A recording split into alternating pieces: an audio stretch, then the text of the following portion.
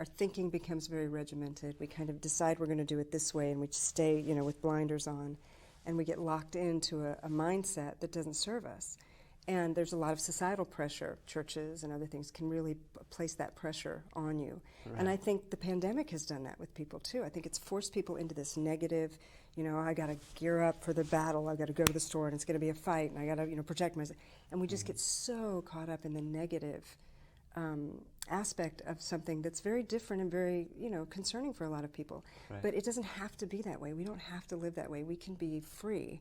So much of what you do and what I do is really teaching people to be resilient. It's Right. really the element of resiliency in our lives that transforms us and makes us happy, despite whatever's going on outside, right? Because Exactly. this defines our joy. This defines what goes on in our lives and what brings us happiness, not the outward circumstances. We have control over this. And we need to be giving that message, I think, more clearly now during the pandemic than ever before. Right. No, you're right. And that is sort of next level mental health. To your point, we can have a lot of things going right.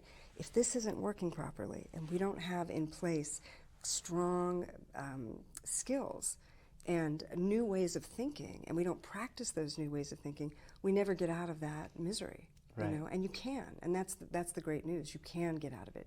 You can change your bad habits into better habits and into good habits. We're living proof of it, Right. and you can do that, and you can change lives, and that's what makes what we do so rewarding, is because we see the benefit of that. Absolutely. Because I have one patient where with the Spravato therapy, she went from being depressed to being happy. But I told her, okay, we need you to be functional. Right. We need you to be paying your own bills, to going to work, and that's more important. I have another patient who it's the opposite.